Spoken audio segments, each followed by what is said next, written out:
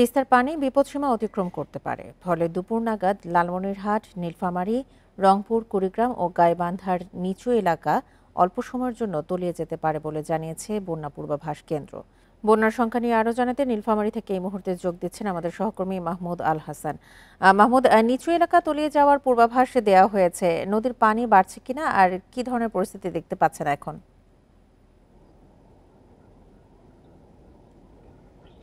গত কয়েকদিনে টানা বৃষ্টিপাত এবং ভারত থেকে নেমে আসা উজানের ঢলে তিস্তা নদীর পানি ডালিয়া ব্যারেজ পয়েন্টে কিন্তু বিপদসীমা অতিক্রম করেছে গতকাল রাত 11টার পরেই।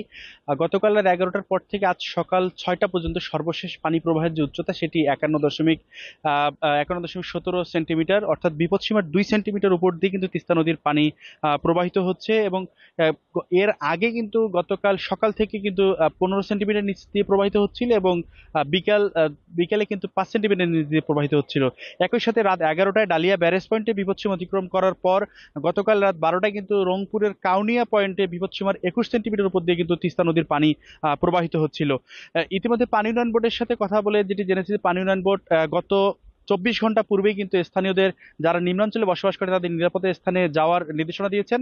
তবে নীলফামারী, লালমনিরহাট, রংপুরের বেশ কিছু জায়গায় নিম্নাঞ্চল কিন্তু প্লাবিত হয়েছে এবং সেখানকার ঘরবাড়িতে কিন্তু পানি উঠেছে, পাশাপাশি রাস্তাঘাটে পানি ওঠার যোগাযোগ কিন্তু অনেকটা বিচ্ছিন্ন। স্থানীয় প্রশাসনের সাথে কথা বলে যেটি জানা যাচ্ছে যে নীলফামারীর ডিমলা উপজেলার বেশ কিছু এলাকার ফসলের ক্ষতি হয়েছে, বিশেষ করে বোরো ধান, আগাম শীতকালীন সবজি এবং বীজতলার ক্ষয়ক্ষতি হয়েছে। পাশাপাশি লালমনিরহাটের আদিতবাড়ি, হাতীবান্ধা, কালীগঞ্জ, লালমনিরহাট সদস্য বেশ কিছু উপজেলার তিস্তার নিম্নাঞ্চলে যে সমস্ত ইউনিয়ন রয়েছে সেখানে কিন্তু বসতবাড়িতে পানি উঠেছে এবং বেশ কিছু জায়গায় রংপুরের কাউনিয়া উপজেলায় কিন্তু বেশ কিছু জায়গায় পানি উঠেছে। পানি উন্নয়ন বোর্ডের কর্মকর্তারা এই স্বাভাবিক ক্ষয়ক্ষতি যেন না হয় সেজন্য সজাগ রয়েছেন এবং তিস্তা ব্যারেজ পয়েন্টে কিন্তু গত 72 ঘন্টা থেকে 44টি জলকাপাট খুলে রেখে বন্যা নিয়ন্ত্রণে তারা চেষ্টা করছে।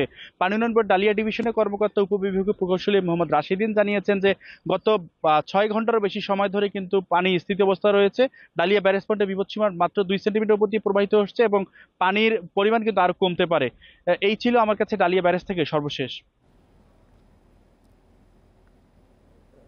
স্বল্প সময়ের জন্য বন্যার আশঙ্কা নিয়ে সবশেষ তথ্য জানাচ্ছিলেন নীলফামারী থেকে আমাদের সহকর্মী।